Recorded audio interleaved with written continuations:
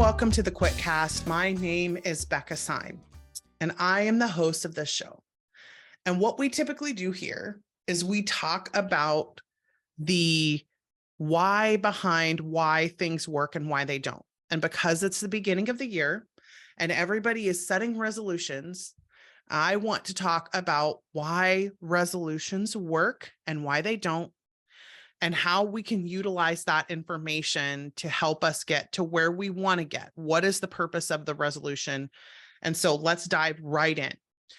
When you hear someone set an intention and you hear them like make a resolution, I'm going to write 4 books this year. I'm going to make $100,000 this year, whatever the intention is.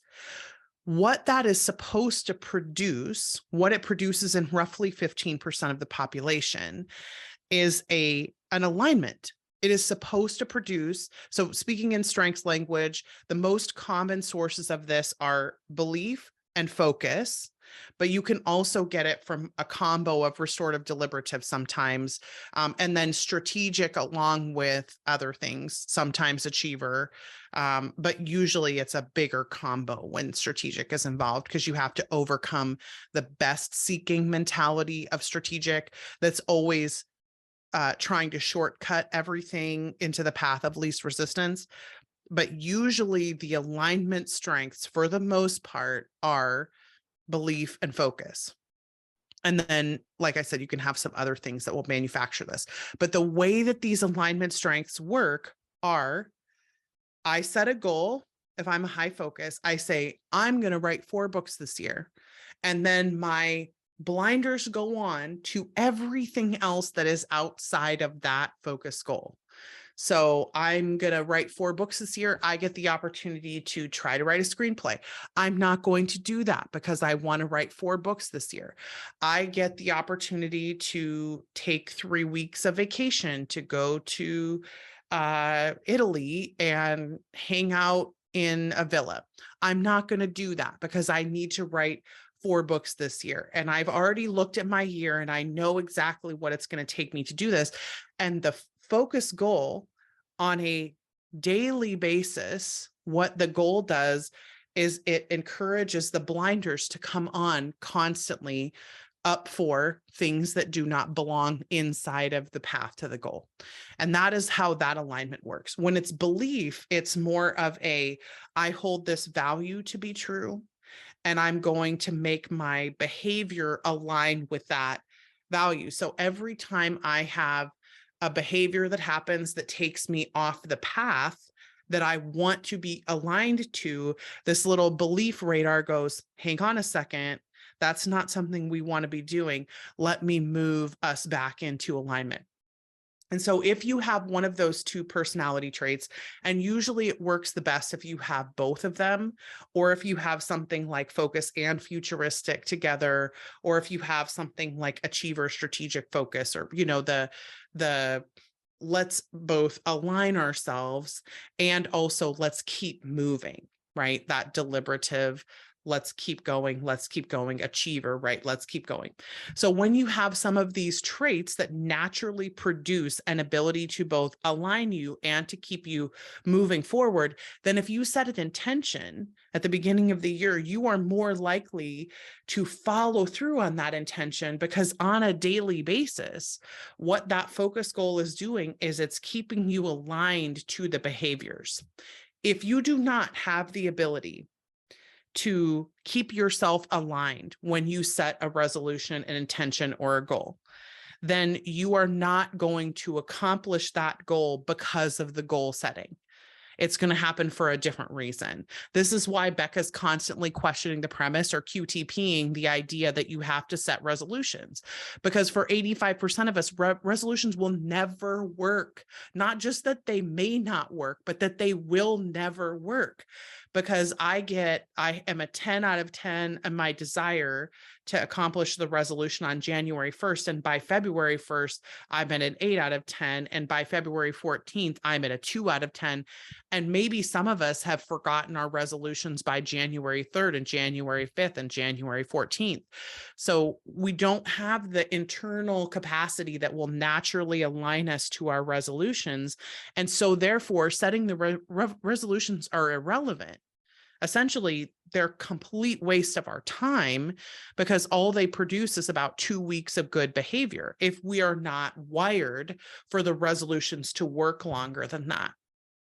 But if we can understand why the resolution works for the people it works for, we can often reproduce or shortcut the capacity to set a goal or set an intention or make a resolution that will produce the outcome that it will produce for people who have the ability to do that, who can actually put those blinders on like a focus, or who can maintain alignment to that anchor belief like a belief person can, right? So, and again, for those of you who don't know, I'm using Clifton Strengths terminology because I'm a certified Clifton Strengths coach. And so that's where that language comes from. Okay.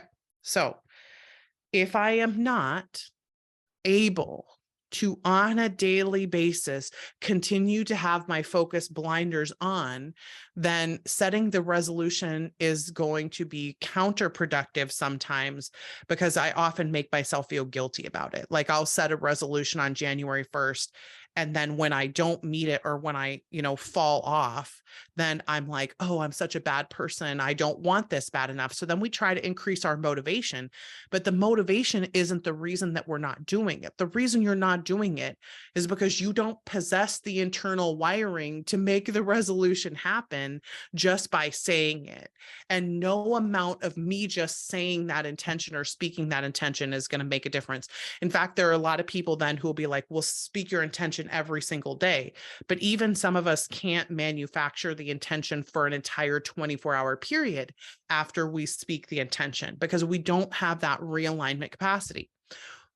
When we can make a resolution work, then let's say the tactical way that we can make it work is by understanding how our individual brains are responding to data on a daily, minute by minute, day by day basis, and trying to hack that behavior in order to make or manufacture the behavior of the high focus or the high belief person. And this is why adult behavioral change tends not to work, because there are so many things working against us, like the new year, new me fallacy, which it is a fallacy, by the way. You are the same you that went to bed yesterday on December 31st and woke up today on January 1st. You're the same person. Nothing has changed. But the reason that is not bad news is because if I know myself and I know how to get the best work out of myself, then I can change without needing a New Year's resolution. I can change without having to wait for January 1st of 2024 when I stop doing the behaviors that I wanted to do January 1st, 2023. I can understand and control my brain better. And this is what we do around here at the Better Faster Academy, is we try to help us understand, how is my brain processing this so that I can know how to do what I need to do. Most of us who fall outside of the 15% of people who are able to sort of realign ourselves naturally, most of us need some kind of external management or manufacturing of external circumstances in order to change behavior like that on such a deep and fundamental level. So you either need a crisis to happen that requires you to do this, like you get a medical diagnosis, or you are almost out of money, or something happens that creates this constant awareness for you of the change in your behavior that is mimicking or manufacturing the blinders, right? Some of us, most of us need that in order to get the resolutions to work, because just me declaring this is what I'm going to do on January 1st is pretty much meaningless for almost all of us, because most of us don't have the capacity to change our behavior on a moment by moment basis just because we declared something to be true. Like I remember Michael Scott declaring bankruptcy on The Office, right? Where he just walks out into the office and is like, I declare bankruptcy. And everybody's like, that's not how that works, though. And I feel like this every year on January 1st, when everybody's like, I declare that I will do 5 different new changes. And I'm like, okay, Michael, like, yeah, but you're not doing the things that you need to do to support that behavior long term. And so it's probably not going to happen.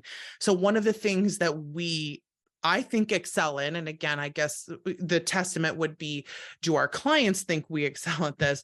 But one of the things I think we excel in is treating reality as though it's reality and not trying to pretend that whatever it is that's true about the world doesn't exist, and dealing with reality and then trying to utilize what's really true to help us get what we actually want, instead of constantly feeling like we should be doing something better than we are, but not actually having the tools, support, or resources to do it, because we don't go out and get ourselves the tools, support, and resources to help our January or December 31st self be different from our January 1st self. So the first thing I want to say is, if you have never had a resolution work before, I want you to do a postmortem on why it hasn't worked. And don't do the thing that we always do of like, oh, I was lazy.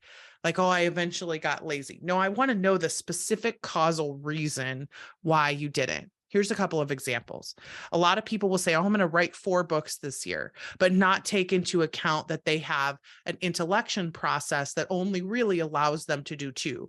And in that case, then we need to realign our expectations to 2, stop living in the fantasy world where we can write 4 or 10 or 12 or 24, and allow ourselves to proceed with the expectation that is closer to our reality. And again, I say this every time we talk about planning, positivity, and futuristic people. You can ignore me. It's fine.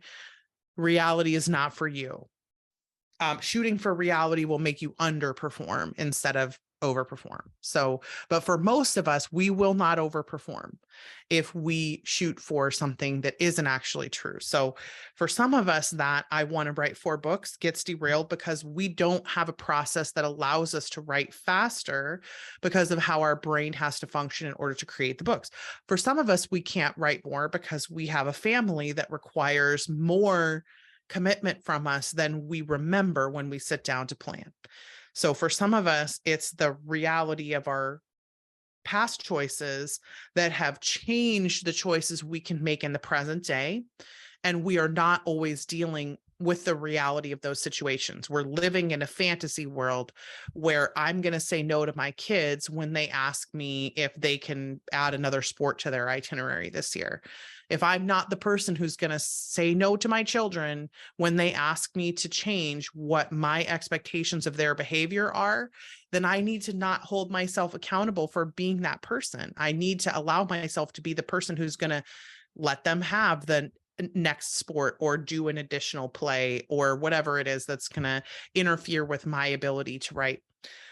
Some of us are not writing 4 books because our health situation has changed, or because we need our health situation to change, and it needs drastic attention from us. And that's going to require that we can't live the way that we used to, where we were turned off from the neck down and not paying attention to what our bodies were telling us.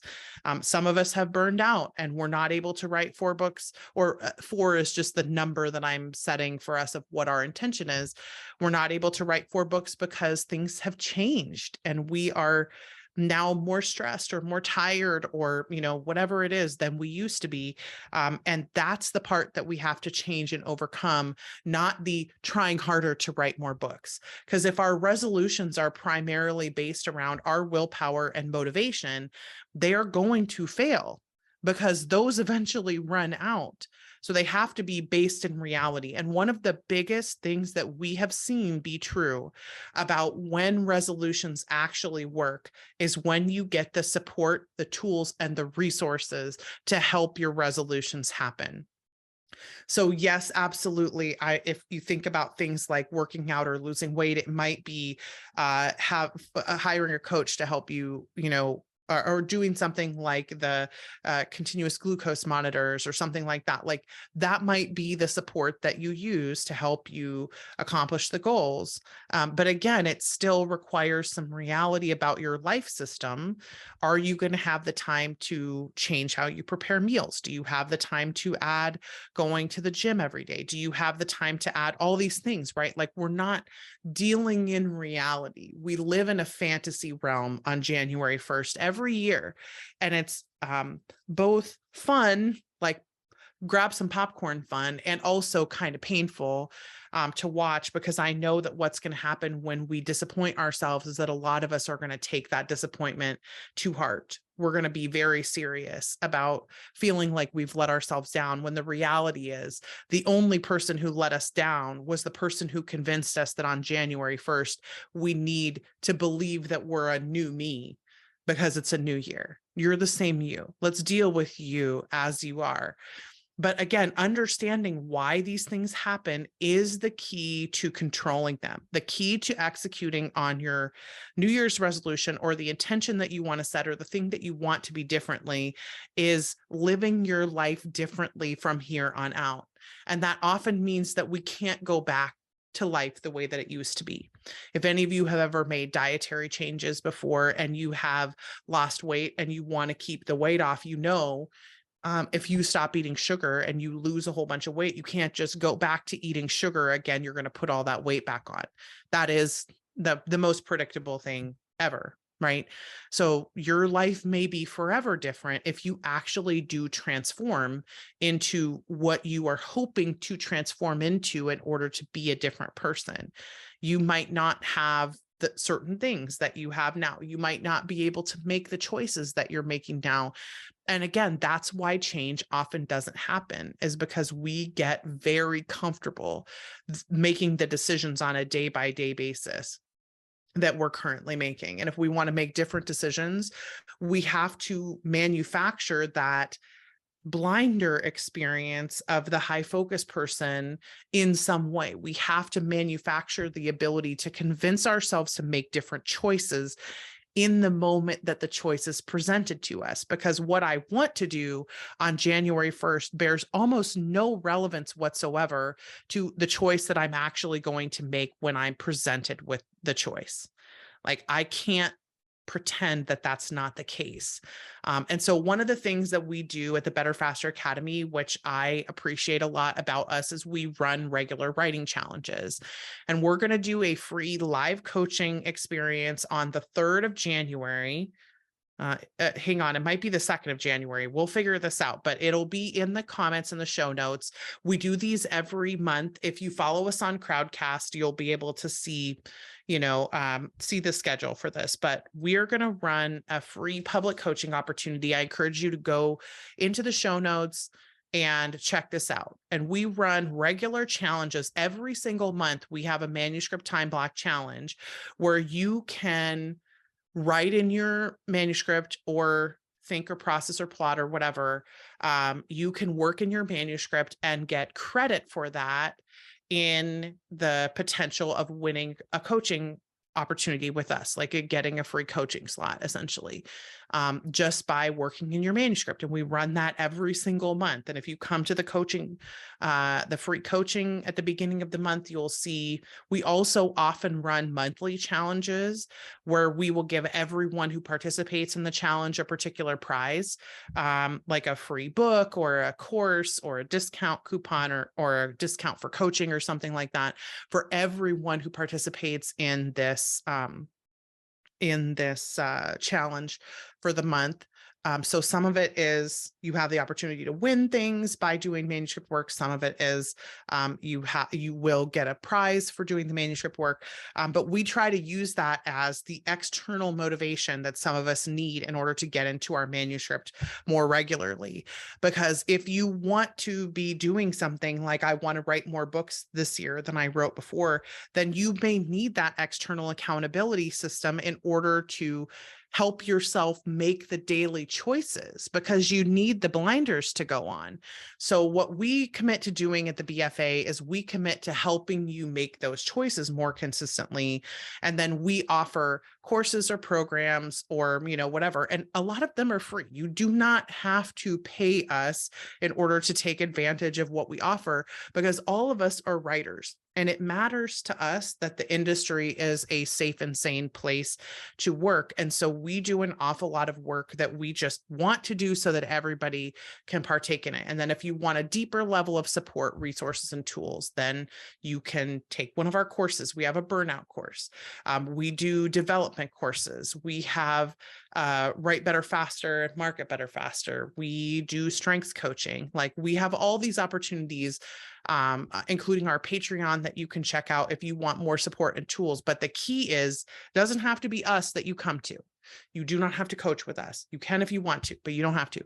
But you can't continue to set intentions for yourself and expect the intention themselves to magically work if they are not producing the outcome that they're supposed to be producing. So questioning the premise of whether resolutions work or not is all about, is the resolution or the intention producing the thing in me that it's supposed to produce when it's successful? And if it is not encouraging me to make different decisions every single day ad infinitum, then it's not the right system for me, and I need to find a different system.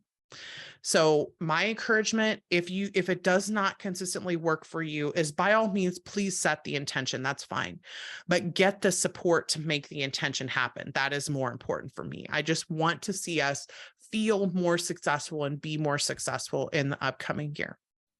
So in the upcoming year, speaking of the upcoming year, we have a lot of plans for content that we're going to release onto this Quitcast, onto the Patreon, and onto our newsletter. The Dear Becca newsletter, we do regular, like, where you can submit coaching questions, and then I will write a letter and answer the coaching question. We do the live public coaching. We have obviously coaching and courses as well. And I just want to encourage you to do something today that is going to get you to where you want to be, because the thing that makes the resolutions work is the decisions to be different that happen consistently. We need to keep aligning ourselves into the path that we are on, the path that we want to be on. And we have to continue to do the work, because just hoping that there's going to be a silver bullet experience that will just magically make you accomplish your resolutions is magical thinking. It is, unless you are wired that way, which some of us are, but unless you are wired that way, it is not likely to work. So let's do the thing that will actually work for us. And if it is setting intentions, then by all means do that and set your resolutions, and it will change you regularly. But if it doesn't work for you, then let's do the thing that does work. That's my goal for us this year, is just let's do more of what works and less of what doesn't. And let's aggressively question the premise of the stuff that doesn't work or that is not helpful, and stop believing things that are not getting us where we want to go. So thank you so much, everyone, for being here today. And I wish you all a pleasant and happy and successful 2023. We will be coming back. I have a special episode with Claire Taylor where we're going to talk about the Enneagram. We're going to do some more work on author success archetypes and on other sustainability practice things coming up this year. So we also are going to hit the anniversary of the end of the 4th year of the Quitcast and the beginning of year 5. And I'm excited for that. So I hope everyone has an amazing week. And I hope to see you at our live public coaching, and potentially maybe even in our writing challenges or on our Patreon or in a course. And I hope that you have a great 2023 and a successful writing career beyond that. All right. Bye, everybody.